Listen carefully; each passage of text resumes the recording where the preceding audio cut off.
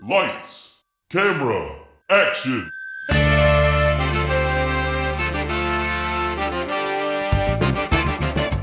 When a script is written that is so bad, no one will film it. These brave podcasters will bring it to life just so they can mock it. This is Table Reads. So the movie's kaput, which means your script ain't worth the buffalo shit on a nickel. Table Reads with Sean McBee, Jeff Lewis, and Joshua Baker. Welcome back to Table Reads and Batman Year One. Maybe the best Batman script ever written. We don't know yet. By an imbecile, racist, misogynist, right-wing nutjob named Frank Miller. I will have to do research into this. There have to be plenty of other Batman scripts written by someone with the same accolades. I'm here with Jeff and Josh, Josh and Jeff, and I'm Sean. Hola. I'm one of them. ¿Cómo estás? We're all here. We're back. Anybody have anything to report before we figure out where we've been? To report? I just saw the Joker. That is related to what we're doing here. Wow. Sort of. Hashtag relevant. Since the last time we recorded, I had to go on my own spiritual journey to both Orlando and Baltimore. Those are two places. Those are two places that don't seem like good places for spiritual journeying. You've never played whirly ball. It really depends on your spirit. You never played whirly ball. Yeah, I never played whirly ball. But let's figure out where we've been, eh? That's right. Previously on Table Reads. It's Gotham like you've never seen it, unless you've seen the Todd Phillips Joker movie. Think Detroit, 1977-ish. Bruce Wayne lives at a scrapyard across the street from the theater where his parents were murdered, though now it's a cat house. And boy, there sure are a lot of whores. One of them is a BDSM specialist named Selena with a penchant for cats. Also, the death of his parents has not kept Bruce Wayne from writing his dad like 15 letters a day. He apparently does not care to commune with the spirit of his mother. I assume that Frank Miller will inform us that she was a whore. Meanwhile, Jim Gordon is the only cop in the city who is not cartoonishly corrupt, which makes him contemplate suicide so much that the finish has worn off the barrel of his gun. Not a joke I made up for this bit. That's in the script. But then he saved a baby from a crazy guy on a roof, so now he's the public figure crusading against crime. Bruce finds this very inspiring, so he clutches his father's signet ring and writes him a letter saying that he now knows exactly what to do. Fade in. Coming in hot. Yeah, we are. I think we're at scene 50. 51, I believe. 51. Yeah, because in scene 50, there was the line, he hands over Gordon's service revolver, the one he'd put in his mouth so often, which is another thing that is in the script and not made up by us. Guess it's time for a new gun. Yeah. Exterior. East End side. Oh, by the way, before we jump in, I just want to point out that while I was writing them previously on, that's when I realized something that we never addressed in the previous episode, which is that Bruce Wayne has spent the last 15 years living across the street with a perfect view of where his parents were murdered. Oh my God. PTSD run amok. Because that was the theater he watched the movie with his parents in when they came out, and then they were murdered, and now it's become this whorehouse. He watched it become a whorehouse. It was right across from a scrapyard? Apparently. Oh my God. All this time. What a great place. He's like, I need to run away, but not far. Yeah. What's that over there? He just opens his window and throws rocks at it. Boo! All right. Exterior, East End sidewalk. The next day. Bruce, dressed in an overcoat, waits in a doorway while Chi-Chi talks to Skinny Girl in the fishnet stockings. What the fuck was my Chi-Chi voice? I don't I'm care. trying to You're remember like a Bruce. pimp. I don't care if you're pregnant with the second coming of Christ. Okay, I'm just gonna do him as Wanda Sykes. Sure. I made the appointment and you'll be there. October 4th, Father. Whoa, that's not it at all. Deeper. The trail begins with a pimp. He is the only guppy swimming in the cesspool, but he knows where she is. I must find her. Chi-Chi lives the skinny girl crying. She used me to kill that man, and murder is not allowed. Chi-Chi passes Bruce's doorway. 4 deep scratches cross his cheek. Bruce steps out. Oh, the retard! Get lost! Where's Selena?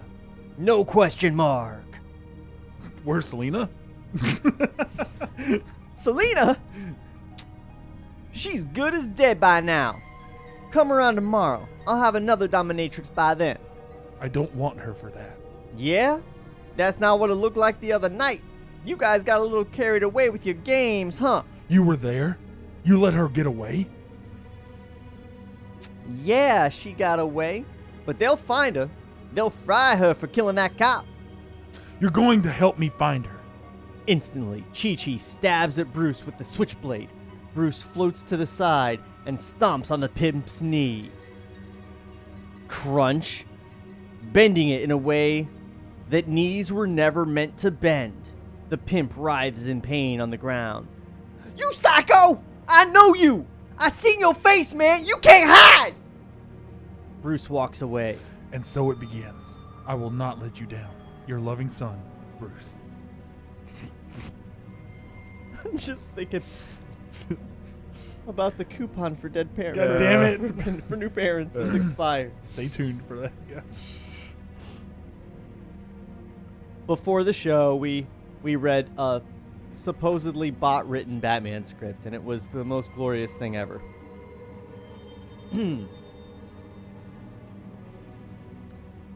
He's got a new spring in his step. On the TV, Channel 1 Eyewitness News runs a special report. The anchorman delivers his lines under the title Super Cop. Detective James Gordon wowed the city of Gotham by single-handedly rescuing a small child from the hands of an escaped mental patient and possibly avoiding needless bloodshed and mayhem at the hands of the city's notoriously violent SWAT team. His comments to the press highlighted a growing rift between various departments within the police force. He hinted at charges of police corruption and promised to wage war. Wage a one-man war on crime. I don't know about you, Sandy, but this reporter finds such straight talk very refreshing. Indeed, Brian. Her name is Jane. He just said, I don't know about you, Sandy, and it cuts to co-anchor Jane. Oh, that's true. Good catch. Indeed, Brian. Now let's take a look at Sparts. We pull back wider to see the TV plays in interior, Jim Gordon's apartment, evening. Gordon and Anne are watching on the sofa. Anne is stunned. Who wants to be Anne? I can do it. I don't have a good lady voice. Oh, yeah, you do. Come on. I do? This is... Squeeze it out. Everybody's looking at me. This is a big deal. They're going to want you on talk shows, you know? You're going to need a new suit.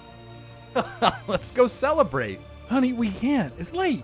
We've already eaten. What the fuck does that mean?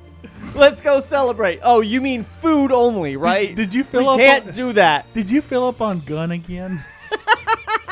Oh, shit. Oh, he's down. You got him again. I'm 2 for the day. Then let's get a drink. Jim, hello. I'm with child. Oh, sorry, right. Then dinner, Friday. How's Le Bon Maison sound? Ooh, fancy. It's a date. Anne pulls her husband down on top herself, kissing him. Interior, Bruce Wayne's apartment.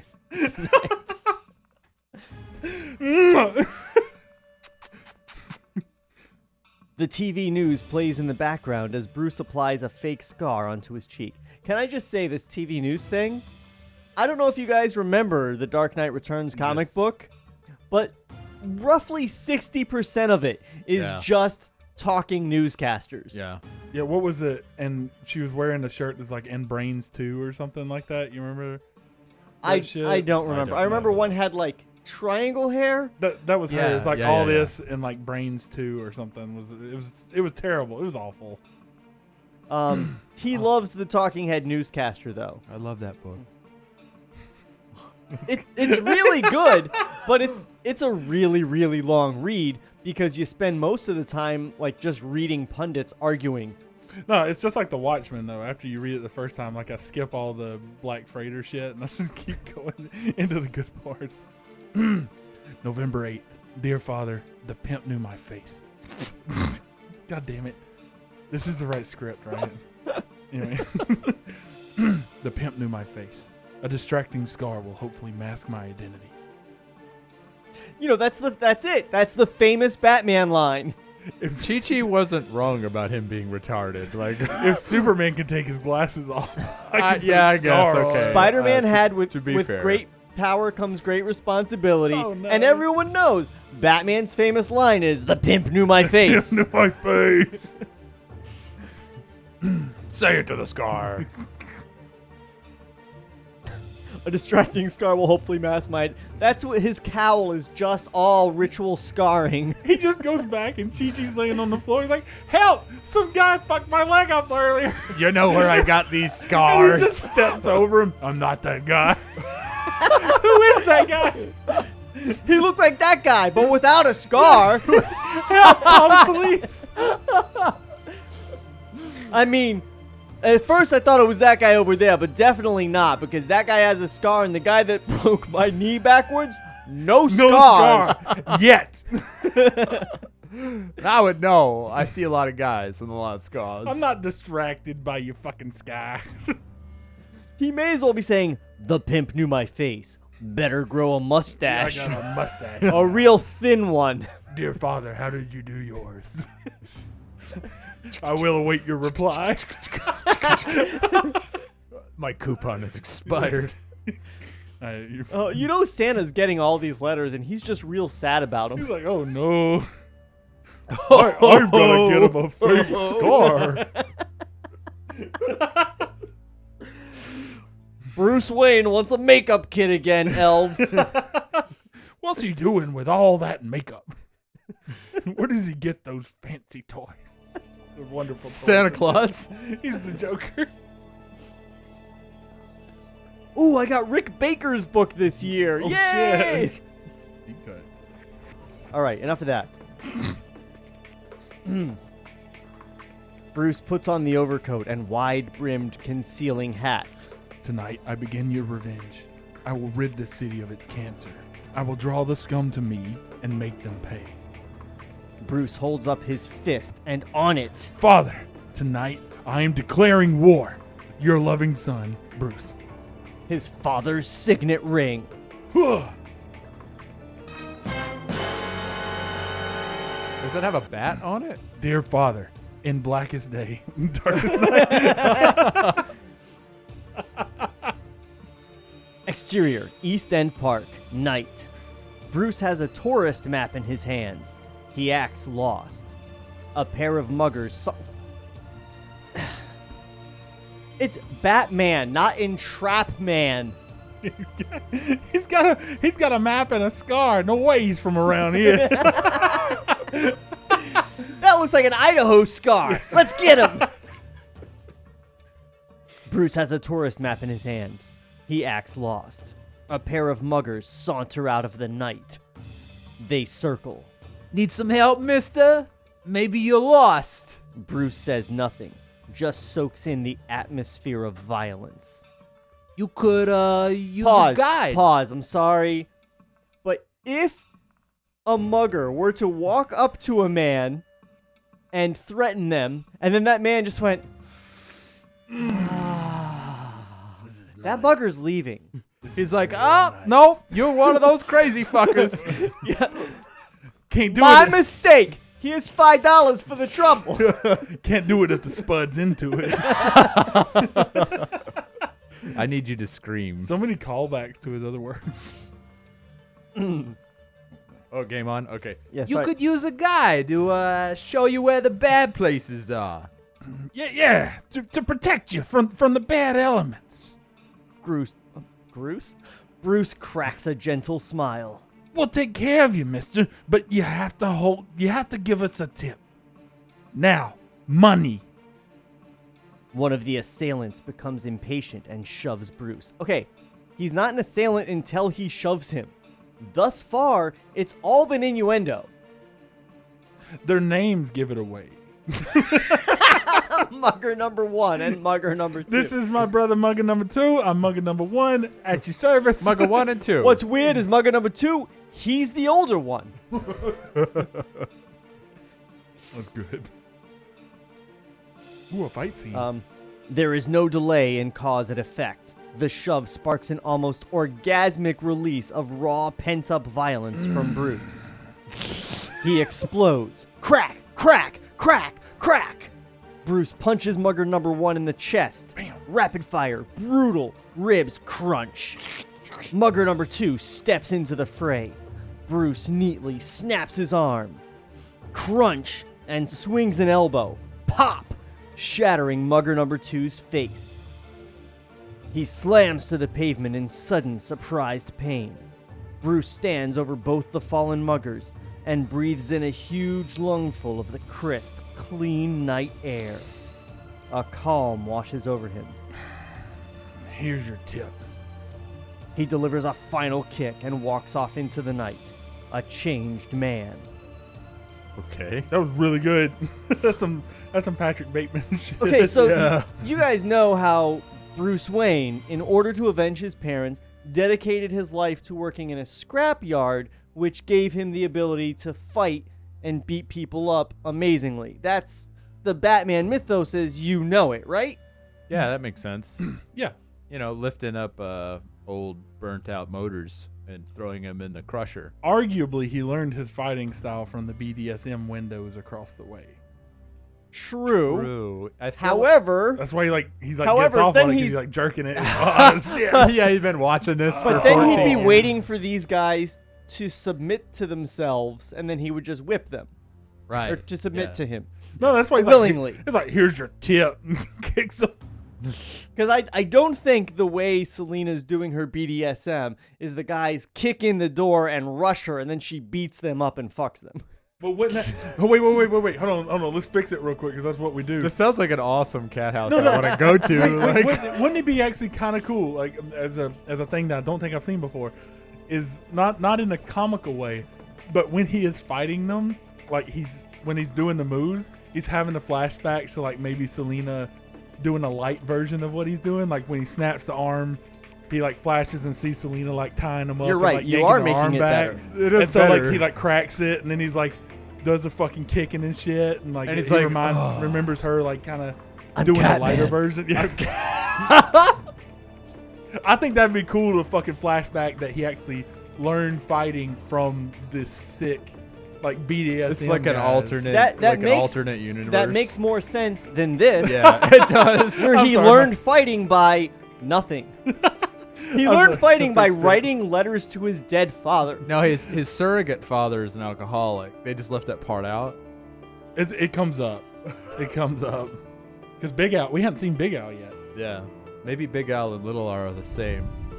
So, you know what else I realized? Do you know why it's Al? 'Cause This is fucking Alfred. Alfred. Oh. Yeah. Instead of a butler.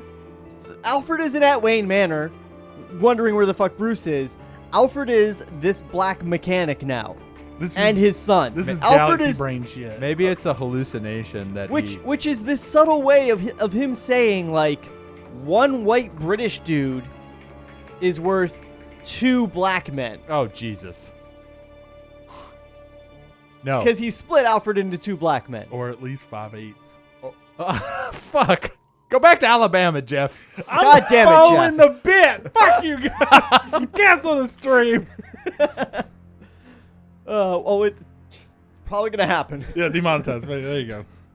Kids, Google 3/5 compliment. Speaking of Alabama, Exterior, East End Alley, night. Skinheads divide the contents of a bloody purse. A beaten woman lies sobbing on the ground by some trash cans. You took the credit cards last time. That's skinhead number 1. Again, the names are giving shit away. Gotcha. Then, suddenly aware of someone else in the alley, they turn to see Bruce standing over them. Looks like it's going to be a good night, boys. What the fuck? I'm breaking down barriers. Skinhead number 2 is a classy individual. There's skinheads in the UK. Yeah, Yeah, there he's it just is. a British skinhead. That's Feel like Oi, oi, oi. Spot of tea. Oh, let's give him a Chelsea smile. The skinheads descend on Bruce. They just get better. Yes, it does. Bruce tears into the skinheads with all the joy of a child on Christmas. Bruce punches the skinheads in the face. His father's signet ring crushes flesh against bone, leaving a deep, bloody mark. I dig that. Exterior, East End Street, night. All of this on this one street. Wait, on East End Street. He's just fighting down the street. East End Alley. It's like a Oh. it's like an 8-bit Nintendo game. He's just scrolling, Yeah, scrolling he's a side to the right. scroller. Yeah, he goes to East End Park, East End Alley, and now he's at East End Street. He's just kicking and punching his way through these. Fighting around the world.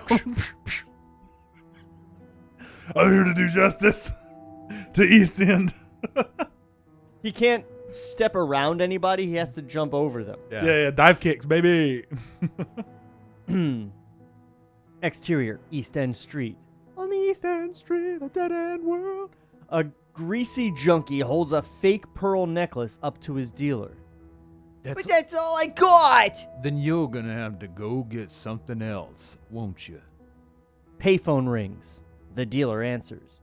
Bruce appears behind the drug dealer at his payphone. Can't you see I'm doing business here? I'm done Wait, waiting. Wait your turn. No, actually, that was on brand. I'm done waiting. No, I'm done waiting. Hello, I'm done waiting. Bruce grabs the dealer's head by the hair and slams it, bash, bash, bash, into the metal payphone. Welcome to my war. The dealer slides to the ground. Bruce walks off. His fake scar hangs half off his cheek.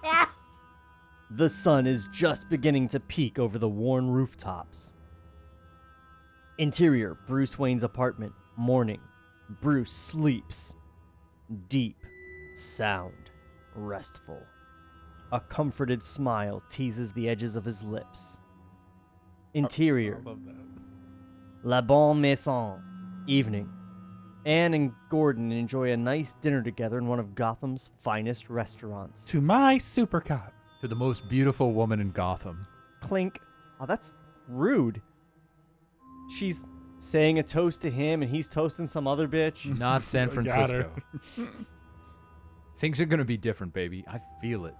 Notices something. Shit! What is it, honey? I don't believe it. Gordon watches as Commissioner Loeb and Emilio Estrada are led to a private dining room along with several scantily clad, exotic-looking women. Estrada hands the waiter a $100 bill. His face is... Why is the waiter seating them? His face is an emotionless mask, perfectly smooth and featureless, the result of a compulsive addiction to cosmetic surgery. Who is that with Commissioner Loeb? He looks like a zombie. Gordon stands up and starts dumping bills on the table. Jim, what's the matter, honey? Gordon drags wife from the restaurant. Get out, wife. Exterior, sidewalk outside La Bonne Maison. Gordon is livid. I can't believe he's so blatant. Who? What's the matter? Christ, don't you read the papers? That was Emilio Estrada, Gotham's golden pimp. The one Harvey Dent had up on charges 6 months ago, and now he's eating at La Bonne Maison with police commissioner, okay? That's what's the matter. Anne, hurt, jerks her hand free and walks ahead. Gordon realizes he's crossed the line. He's pissed at himself for scaring his wife. He lashes out and kicks a nearby trash can. Damn it! Gordon jogs to catch up and gently takes Anne's arm. I'm your wife, not some rookie cop you can treat any old way you want. I'm sorry I snapped at you. Look, those are brutal and vicious men. and they are making this city a bad place to live, to raise our son. It's just, I don't know what to do. I get angry for us, for the baby. I know, but what can you do? You're just one man. You can't carry the whole city on your back. There is something I can do. I can go over their heads. I can go to the mayor. Is that safe? No. Gordon puts his coat over Anne's shoulders. They walk off. Bruce writes a letter. October 12th. Dear Father, it's working. I've engaged the enemy, made progress, but I've only struck at their front line. The grunts. Tonight, I start climbing their chain of command. Then Bruce opens a binder full of meticulous notes, drawings, charts, and reports. What if he never wears a batsuit? I hope it cuts right as he does it. Like some Smallville shit. Or Gotham? God. That's true. Yeah, let's do it. Fuck it. Gotham wasn't that bad. Batman Minute 1 by Frank Miller. Slaps his ass. This is my one face boy. He's going to be one face forever.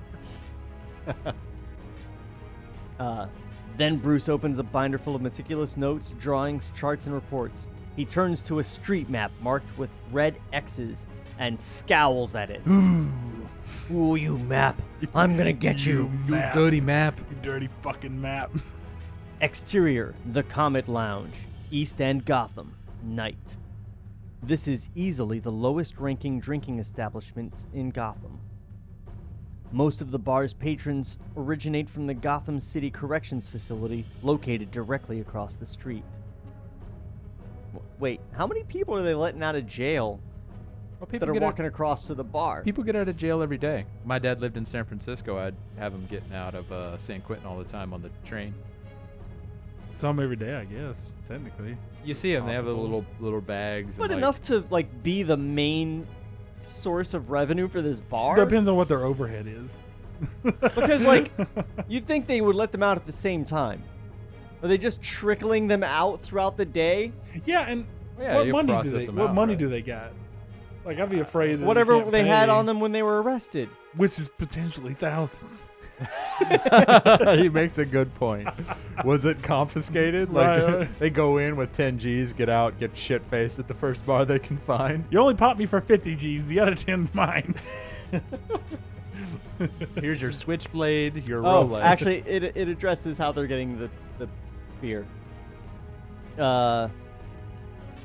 Flickering neon sign. First beer free with release papers. Well, that's not a good. Bruce Wayne watches from a doorway as newly released prisoners make a beeline from the jail into the Comet Lounge. Bruce steps over a pair of drunks on... They've paid their debt to society, but they haven't paid their debt to me! Oh, drinking's bad. He punches them and takes the release papers and gets a beer. Put them back in the jail. I'm returning these guys. I'm returning them. Bruce watches from a doorway as newly released prisoners make a beeline from the jail into the Comet Lounge. Bruce steps over a pair of drunks on the sidewalk and into interior, the Comet Lounge, night. The place emanates pure menace. The patrons consist of doomed addicts hunkered over their drinks, deflated whores, and working-class thugs with overly attentive eyes. Murder seems an everyday occurrence. Bruce takes a table away from the sodden trio on the stage, accompanying a floor show of transvestite singers and dancers who double as waitresses. Once seated, Bruce is visited by a flock of waitresses and waiters. They sit upon his lap, rub up against him, play with his hair. And where have we... Wait. And what have we here? Oh, big. Honey, you want a private show? Hey, back off. I saw him first. Can I get you something? Beer. Oh, I did the same voice for waiter and waitress, but it seems appropriate. Transvestite. I'm confused. There's transvestite L. number L and transvestite number 1. Is that the same? Yeah, I think it is. Sure. Okay.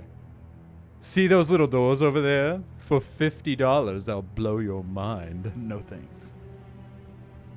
He don't want what you got, skank. You don't have what I'm looking for either.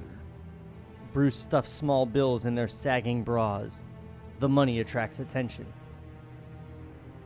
This is a separate Oh, sorry. transvestite. Come on, baby. I can cheer you up. I doubt it.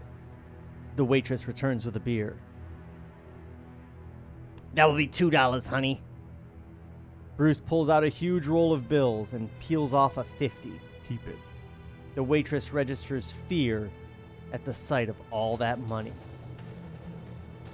She barely has her money before more than a dozen thugs set upon Bruce from all angles with knives, clubs, bottles, and... Where'd they get clubs? Bottles and pool cues. Bruce jumps to his feet. The table, chair, and transvestites tumble to the ground. That's the first time they wrote that sentence. That is great direction. The first guy swings a pool cue baseball bat style. Bruce ducks under it and, crunch, comes up with a knee into the guy's groin. The second guy gets an elbow to the nose. The third, fourth, and fifth guys move in together. Bruce drops those three with a series of vicious rabbit punches to their faces. Pop, pop, pop. But it's with numbers 6 through 16 that he runs into trouble. They work as a team and surround Bruce. The first one smashes Bruce with a chair. If only I was dressed like a bat! We should have brought 17 guys. Then another clocks him in the head with a whiskey bottle, and a third belts him in the jaw with brass knuckles. Bruce staggers back. The men descend and beat him to the ground. We lose sight of Bruce under a rain of kicks, punches, bottles, and swinging pool cues. Then suddenly Bruce explodes through the attackers, linebacker style, sending them sprawling. He breaks across the room and through a door marked exit. The room goes silent. Beat. Then breaks into laughter. Bruce has cornered himself inside the interior, women's bathroom, the Comet Lounge, night. The small, dirty room has no windows. The only other doors open onto the toilet stalls and a cleaning closet full of mops, buckets, and cleaning supplies. It was almost a stupid death. Then his eyes fall upon the cleaning supplies. Were it not for your birthday gifts. Those chemistry sets I so love. What the fuck? Bruce rifles through the chemicals. Ammonia, borax, bleach, peroxide, baking soda.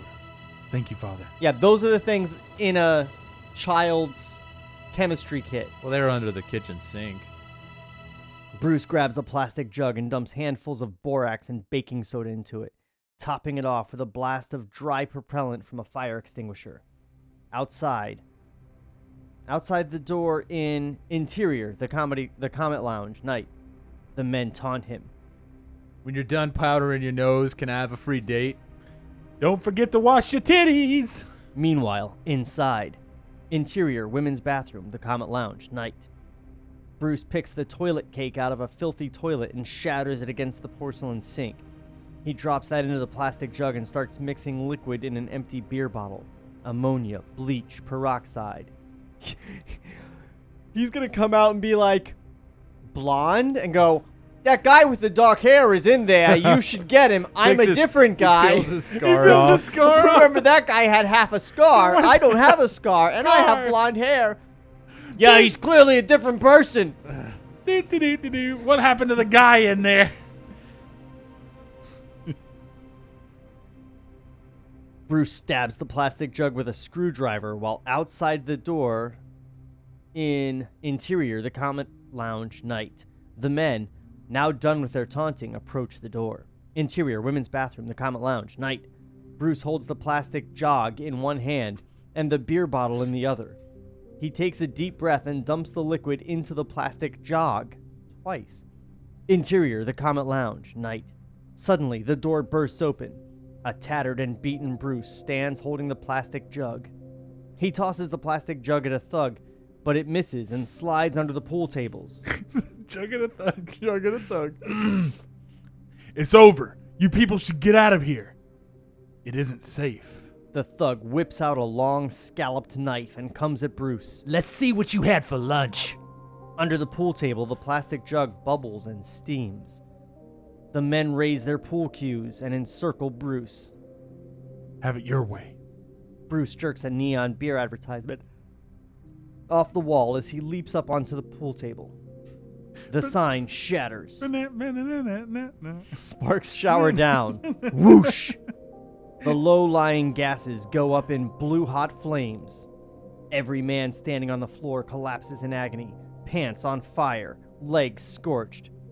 Bruce casually steps from his pool table onto the bar. Gentlemen, thank you for the dance. Walks down the bar and hops out the front door.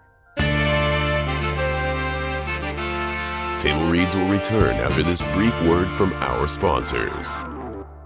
What's up, docs and docettes? Trevor Thompson, the self-appointed Looney Tunes critic here, and if you like old cartoons and watching online reviewers dissect them, then you probably said the same thing I did about 2 years ago. Hey, what the fuck? Here, watch your language, you bud. Every Saturday morning, I do a brand new commentary of a Warner Brothers short. All throughout the month, I do video essays examining the history of these cartoons. Catch my videos on youtube.com/FerrisWheelhouse2, or just use the hashtag Looney Tunes Critic. And now, here's Eric Bauza, the new voice of Bugs Bunny. You've been listening to the Looney Tunes critic. Ain't he a stinker? Lights, camera, action. So the movie's kaput, which means your script ain't worth the buffalo shit on a nickel. Now, back to Table Reads. So one thing I do kind of like about this is it's taking away the thing of like Bruce Wayne can only be Batman because he's super rich. Sure. But by the same token, that's what makes him Batman, right? I mean, it's like, Right. okay, we're gonna do a Superman movie, but what if, like, okay, hear me out. What if he wasn't from another planet? What if he just worked out a lot? You're taking out like a fucking key ingredient. It's like, yo, I'm gonna make spaghetti, but without noodles. Right, because this is more of a really ham-fisted dissection of the character, right? Like, I mean, because yeah, you see your parents die, but are you going to be a 33-year-old grown 6'5" man in a rubber bat suit, like running around like you're fucking crazy, and you just get off on punching dudes? Yeah. Like, Okay, you so could just be a here's what cop. happens. You're 8, your parents die, and you're like, I will avenge them. I'm going to do everything I can and train myself to beat up criminals. And at some point, you just hit that point where you're like, I have invested too much time in this to admit that there are better ways that I can be utilizing billions of dollars to Right. fight crime. right. Well, he gets off on it. That's I mean, that's what the he whole took thing. from this. The whole thing is him getting. Oh, it's a off, fetish, like, for yeah, sure. Yeah, like So he took away all the trappings, yeah, right? So he's yeah. like, yeah, okay, so he can't deal with it. Now he's just a guy that can't deal with his fucking emotions, and he just walks around punching dudes, and he fucking feels super good about it. Now, before we jump back in, Oh, I want to do a little poll. How many times do you think the word whore appears in this script? how far are we? Halfway through it? 60. I'm gonna go less than that. I'm gonna say 32. You know what? Mm. I think the word whore really like has I think it jumps out at you Mhm. and makes it seem more prevalent than it is. Because I just did a search for the word whore. Okay. 9. Oh wow, it sticks with you. I guess that makes me just like Frank Miller. We think they're whores. There's whores everywhere. I don't even see the names. Fade in. We're gonna have to reshoot this episode. There's been too many races. I'm leaning into this character too hard. No, I mean, I was surprised. I looked it up while we were chatting because I expected it to be like 40 or something. Right. But it was 9. Just Damn. 9. Or the search function on my PDF reader is not great. We Gotta spelled be whore wrong. Yeah. Did you do it in all caps? Interior, Bruce Wayne's apartment, morning. A badly bruised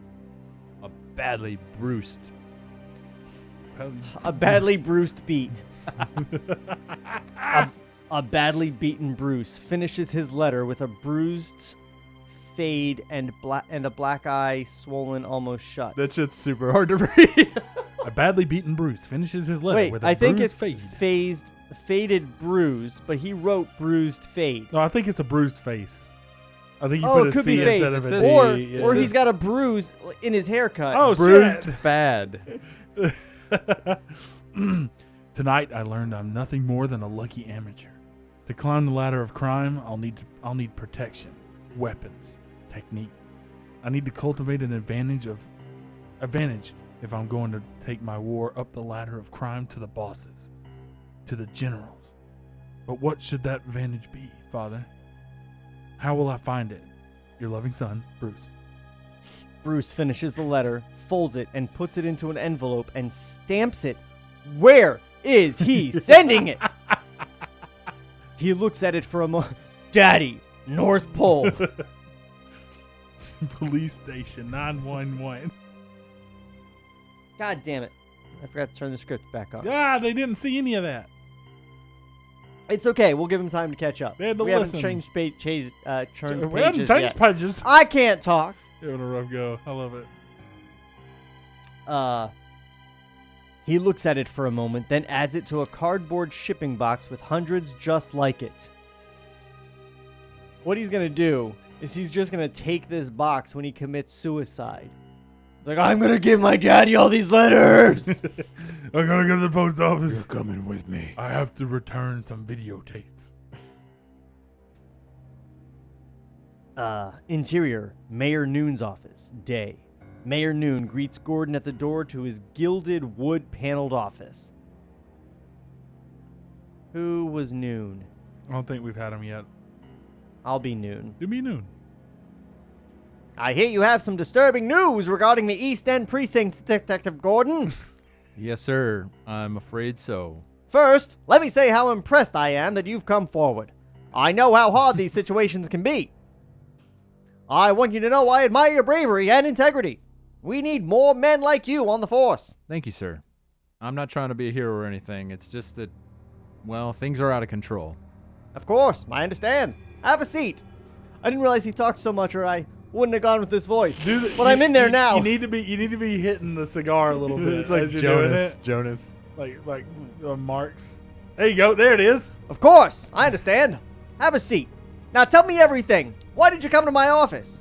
It's not the normal route. Why bypass internal affairs? I believe the problem goes beyond the East End precinct. Far higher. I've seen the money, been offered bribes, almost forced to take them. I see. I can name names. I'm willing to testify. I believe my current notoriety with the news media makes this perfect time to bring this matter to the public. If we hold a press Whoa, conference... slow down, Jim. I'm afraid it's not as simple as that. We have to be very careful how we present our case. Now, who have you told about what you know? Who knows you've contacted me? No one. I mean, besides my wife. So I only need to rub out you and your wife.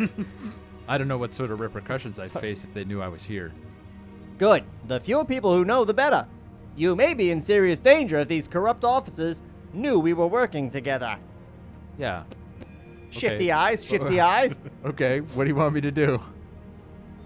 For now, I'll see what I can do on my end. I want you to lay low, act normal. I'll contact you when it's time for us to make our move. But sir, there has to be something I can do to help prepare our case. At least I could document that, I see. Do nothing to jeopardize your safety. Keep clear. Are you okay, Jeff? It's just so perfect. Everything you did, from the committal to the character to the fucking fake cigar, got like worse. while you're reading it, he like was holding it in. Like the camera can't even see him. He went full into the fucking character of potentially Mayor No One, according to the fucking Mayor mayor. No One. But he went like full Mayor into No it. One. This is the best interaction y'all have had since the fucking last scripts. Do nothing to jeopardize your safety. Keep clear of the officers involved. Let them think it's business as usual in Gotham, while we work up a plan of action. Okay. Good. You'll see. We'll get these guys. It's so good. Noon sees Gordon to the door. Hello, bad guys! I got a job for you. It's so obvious, right? Get him! Anytime you're like coming forward, like being a whistleblower, and the person you're talking to says, "Say, who have you told about this?" Leave. They're just writing names down Yeah. and shit. Or just make up everyone. Yeah. Just give them a list like a mile long. The butcher, the baker, the candlestick maker, the Implicate liquor store everybody. guy. Interior, Gotham Public Library, day. Bruce, how to scare criminals. Help me. Bruce brings a huge pile of books to the busy young librarian at the checkout counter. Understanding ballistics, improvised munitions, explosives, step by step. This is a woman, by the way. Understanding ballistics. Hold on. No, wait, it wouldn't be her. Never mind. Go on. No, it is a woman. Yeah. I was thinking maybe it was Barbara Gordon, because in the comics Barbara Gordon was a librarian for a time, but Jim Gordon has not had a daughter yet, so probably not. No. It's not a baby yet. I thought it was, honestly, before you said it was a woman, I really thought this was going to be Lucius. Oh, Like, yeah. It seems like a good place to stuff him, right? He's a librarian that's doing nothing but fucking... Except now he's two white guys. Yeah, we just read them Morgan separately. Freeman became two white You're guys. just handing them to me. Understanding ballistics, improvised munitions, explosives, step by step, guerrilla warfare, neurochemistry, thrown weapons handbook, 101 sucker punches. Ha! Looks like you're starting a war. Meanwhile, under the desk, she's hitting a button. Looks like you're starting a war. Where are they? How to cut security buttons? It's not making a noise. He's like, ugh. You went for it, didn't you? Bruce says nothing. She looks up for the first time, sees his bruised face. You know what? Why don't you just take these? You look trustworthy. Bring them back whenever you like. The librarian slowly backs away from the counter. Exterior, Gotham. She's almost done with the transaction. What's she give up? Yeah. All she gotta do is swipe his card. That was terrifying. Sorry, it was Siri. You know how she is. Anyway. Fucking bitch. She's a whore! Bruce leaves with his arms full of books. November 15th. Dear Father, I am ready for the next level. I realize now violence alone is not enough. I must become a detective, a scientist, a scholar of crime. Bruce dumps the books into the Al & Son garage truck. I must become a scholar of crime. I am a scholar of So crime. this is the point where he travels the world and learns to fight and be a detective, and we pick up 12 years later. He's too old. You... Yeah, he goes to Dakar By the in, time in he's Scotland, done, and he's 40. Like, he goes to Dakar to learn how to be a detective, and Dakar just like, no, too old he is. Get out of my face, old guy. You punch like Nietzsche and have the gait of Walt Whitman. What was that? He's a scholar of crime. I studied the great poets. what the fuck? I gotta give it to you, like, Leaves of Ubermensch. I didn't even pick up the classy shit you were laying down, Alabama. I did it. Nietzsche's not a poet. No. He's a poet But it's of a crime. it's a scholar thing. It's He a is scholar very thing. sc- it's a Very scholar thing. Learned. Learned. Learned, yes. That's the one word where you just pronounce it wrong to sound smarter. My name's Learned. I learned you a thing or two. Interior, Army Navy store, day. Bruce shops. Ammo belts. Hunting knives. Hunting knives. Do something pleasant for this. Like, do you With- have pleasant shopping music? With boot sheath. There you go. Bruce shops. Now start over. Yeah, you go. Ammo belts. Hunting knives with boot sheath. Combat boots. Binoculars. I will need tools to I will need tools to give me an edge. Bruce holds up a heavy helmet device with wires sticking out. Exterior, hardware store, day. Bruce wheels a shopping cart out of a mega box store to his truck. There, he loads his purchases into the back. spray paint, saw, tin snips, razors, duct tape, industrial glue. I will no longer rely on strength alone. Bruce starts the truck. Interior, sporting goods store. Pay. It says pay, not day. Yeah. A clerk eyes Bruce warily as he charges through the place, looking everything over. Bruce holds up a white field hockey mask, glares at it. Father, I can feel myself transforming. Into Casey Jones? Also, Jason. that line you cannot write into a letter. You can only write that by gluing letters you have cut out of a magazine. All the letters from Transforming are cut out of a magazine. Like, I am transforming. At the checkout counter, the clerk stares numbly as across the counter slides a goalie's mask, a padded gloves, This guy's barely literate, honestly. A padded gloves, shin guards, and a bright red catcher's chest protector. What? Why does he stare at him weird? I don't know. That's just a hockey outfit. Yeah. Nothing about that is weird. It'd be like if he like fucking chloroform, a goalie's mask, like padded gloves, some syringes, like Creditor, Just bleach and syringes. creditor cash, dude. cash. Keep the change. Bruce slaps a wad of 20s on the counter. How did he get this money? The scrapyard. Scrapyard, baby. Scrapping stuff. Scrapping with criminals. Scrapping. Maybe he robs the thugs. He's scrap man. Maybe. He reverse robs. Scrapman. Tank man just hanging around. Exterior, East End parking lot. Behind Megamart. Night. Gordon pulls up to a small gang of young gang members slinging drugs from the parking lot. They scatter. A gang of gang members. Well, look at this small young gang. None of them are dressed the same. It's all- a gang of different They're gangs. all separate It's gangs. just a gang coalition. Like The traveling Wilburys of gangs. He's breaking up like the truce. Like they're all like coming together and be like, oh, we gotta stop this bloody war.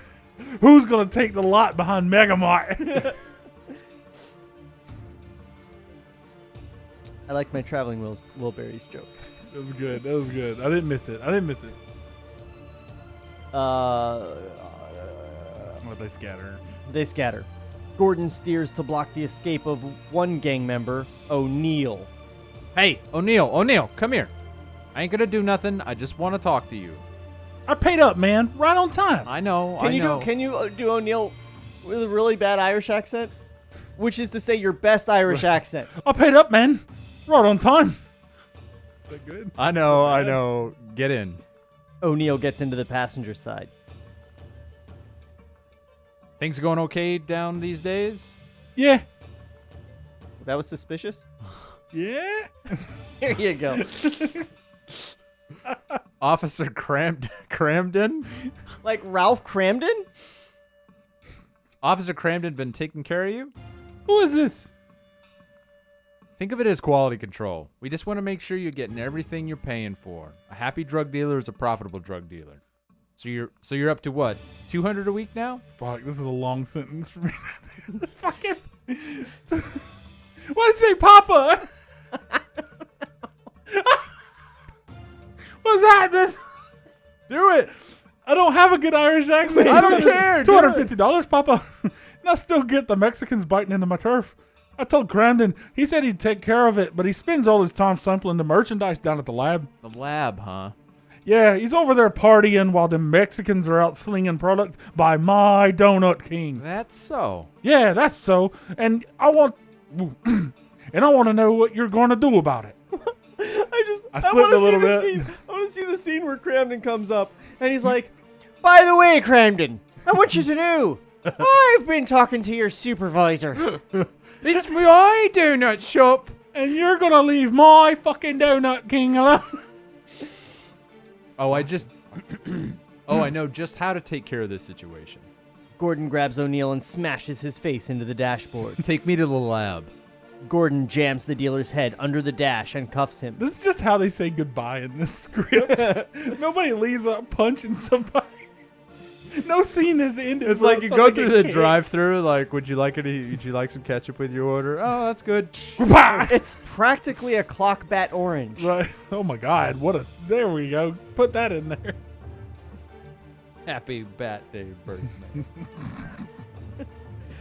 Exterior rundown warehouse district. Night. Gordon puts the car in park and watches a low-slung warehouse. Suspicious-looking men stand outside. This is fucking awesome. You Do play it. the typing thing? Oh, yeah. Corruption log, day 6. Despite the mayor's advice, I am finding it harder and harder to remain a quiet observer. The hardest part is keeping a straight face during the typing. I love it. If I can do it, it's perfect. It's I so don't- funny. I can't acknowledge that it's perfect while I'm doing it, but it's perfect. I love he has a corruption log. Yeah. Corruption log. Stardate Yeah. 331C. I don't know what the star dates are like. I don't know. I don't know the format of a star date. Yeah. We'll figure it out. Ooh. Also, is it different than a regular date? wow. I have so many questions for Captain Kirk. Sean, shut up and read, my dude. You got some good shit coming up. Gordon, with the cuffed O'Neill, drives off. Interior, police precinct house, booking station. Later, jail cells line the walls of the large room. The prisoners, cocky and defiant, taunt the police and laugh. They call the cops pussies and faggots. Gordon shoves the bruised O'Neill into the booking station. I've transcribed testimony from one Trey O'Neill, Appendix 17, describing the officer Jonathan Cramden as an enforcer for the East End drug dealers. Gordon drags O'Neill to the booking station amid angry stares from the other officers present. I'm playing a dangerous game. These men are serious, but I will not sit by any longer. I can't. I have a son to think about. Including one officer with the name Cramden stitched into his uniform, the way cops don't do. You ever see a cop with their name stitched into their Just uniform? embroidered. It's not on a patch. It's just straight embroidered. It's on usually there. a little metal pin, right? He's an honorary officer. My name Cramden. Yeah. You guys need some water? That's my brother in there. He just gives the whole plot away. Interior, Bruce Wayne's apartment, night.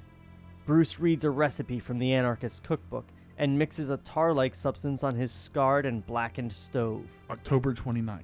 Dear Father, I will be as devious as my enemy. Chemistry projects bubble on every burner, so 4. 3 of them work. The fourth one's for my hate. Bruce very carefully pours yellow liquid into a glass vial. Wait till they taste my bat pee. This will come in handy in the Justice League movie.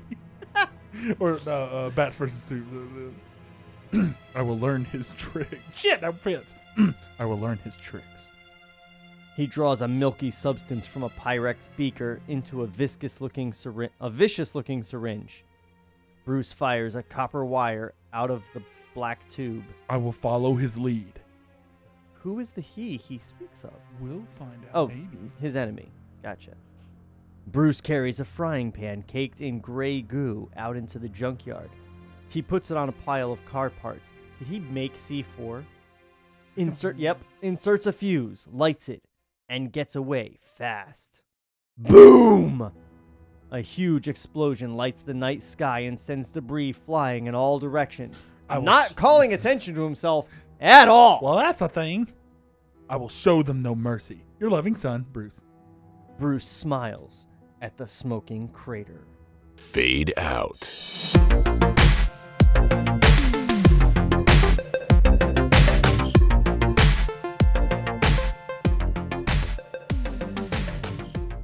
So, yeah, that's that.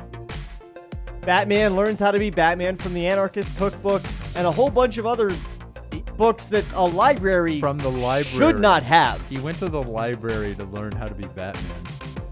He has not learned how the internet works because he is now on every list. Right, you can't get that fucking book. Not even a whole one. Hello, dear clerk. I would like to book a flight to New York, please. Oh, no, you won't. You are on the do not fly list. No, no, dear father, they wouldn't let me on your plane. They would not let me fly to New York. So I must become a pilot. bat. A pilot. A pilot. He becomes Batman so he can fly because he's on the no-fly list. I'm B-52 man. They wouldn't let me be a passenger, so I became a pilot. Dear father, all of this would be so much easier if I had, I don't know, some vast inheritance. Did you have a private jet? Can I borrow it? Can I paint it black? Fuck, this is good. I like it. It's stupid, but it's good. It doesn't have to be Batman. It can It's just not. be It's not anything. so bad that it's cringy. Like yeah, you're right. It's dumb, but like, it's still fun. Miller being a tryhard is the cringiest part of it. yeah. Like, him trying to write an ugly world instead of just like making it ugly through non-clown-like characters. Yeah. Like, you could have some of these guys could be subtle and not just yelling tough guy shit at each other, and you'd be like, "Oh, this is a fucking rough world. Why not make the criminals clever instead of running around and be like, I'm gonna rob you." They're all dumb. Yeah, it's a pimp and it's a junkie and it's a skinhead. Like, why can't it be clever criminals? Like a great detective would have to fucking solve the case and like get to the top of it. Yeah, why is it all thugs? Yeah, like It's just thugs. there's not like some guy pulling the strings anywhere. or Nothing like that. there's not even like just some vicious killer, like a serial killer type, or even organized crime. He's not going after the mafia or anyone like that. There's no Carmine Falcone. Right. He's just like, though he says he's going to work his way up there. And how is he going to work his way up there? By beating these guys unconscious and walking away from them. He's not asking any questions. Another promotion. I'm going to work my way up to the lieutenants and the generals. He thinks the military is behind this all, I bet. Legitimately. He means like the real generals. He's he's been gonna reading comic books. beat up Colin Powell and then march on to the White House. Where's Patton? Is he still alive? Yeah, it's a mess. I guess they'll start a bad guy here towards the middle of it. I don't know. We don't have a bad guy. The city's just full of bad, normal people. And I'm fine with that. Like, I would love to see a comic series where it's just early days of Batman. There's no Robin. He is still rich. He was not raised by a junk dealer. That's dumb. But I would love to see a comic series where it's just early days. He doesn't have super high-tech gadgets. He doesn't have a Batmobile, because why the fuck would Batman have a Batmobile? Really think about the character. That shit doesn't make any sense. Not in I'm New just York. gonna park this here. I'm sure it'll be fine. With my symbol all over it. Come to me. Yeah. He's a myth. Only the people who have seen him really believe in him. Yeah, and those are the people that have been either saved or beaten up by him. If he had a Batmobile, it would just be a yellow taxi. Yeah, or just be a car. or just a right? nondescript Yeah, or an car. Uber, Yeah, something to get around in quietly. Like, Yeah, it's maybe an SUV with a little lab in the back. I'm sure we'll fix this in the wrap up too at the last episode, because I've got like a lot of ideas that you could There's have a taken. lot, and there's no super villains. I would love to see, just fighting the underworld in Gotham, but not just Mugger #1 and Skinhead #2. Yeah. like clever guys. It just doesn't seem like any of these guys were smart. And also So not they'd like, stab I'm first. just gonna go somewhere and goad people into attacking me so that I can be a righteous defender of the night. Yeah, he's like, this city's so bad, like, and he has to walk in and literally blow up a pool table with fucking chemicals in order for them to fight him. Like, No, they beat the shit out of him because he was flashing a wad of 50s. oh, that's right. That's Yeah. right. He enticed them. Yeah. He's like, oh, I'll just go in and look at all my money, jeez. Like a normal person would do. Yeah. It's batshit insane. Hey, Jeff, That's me. how are you? Pretty good. You have anything to promote? You got anything going on? Just having a good time. Leave me alone. Josh, tell people where to find you. You guys can find me on joshuajbaker.com. I'm doing a hell of a lot more video stuff lately. Actually getting into real estate video production and commercial production lately. So if you want to check out some of my portfolio stuff, you can see that at joshuajbaker.com. Hit me up my email, me@joshuajbaker.com. That's great. And if you want to find Table Reads, we're all over the place. You can go to Linktree/Table Reads and find the links to just everywhere that you could possibly find us. The top link, however, is our Patreon. And you need to be signing up for that. For just a $1 donation a month, you get stuff. You get ad-free podcast feed. No ads for $1 a month. Yeah, Right? That's way better than a subscription. You get to vote on what we're gonna read next. Oh my God. For $5 a month, you get access to a live stream. We record like a month in advance, guys, and you can be here with us, chatting with us on YouTube, and letting us know how much we suck live. We'll talk right to you. And you get to hear all of this a month before anybody else. Or longer. Sometimes it's like 6 weeks out. I won't even have heard it yet. That's true. It's true. We're not hearing this right now, but our Patreon subscribers are. Anyway, like and subscribe. And you know what? We've gotten some good reviews lately on the iTunes. Go ahead and do that too. Leave us a review. I'm asking you to do too many things. It's too much. But hey, it's free entertainment for you. So suck it. Anyway, we'll see you next week for part 3 of Batman Year One by Frank Miller. And until then, we will miss you. This podcast was created by Sean McBee. For more, visit TableReadsPodcast.com. Cut to black.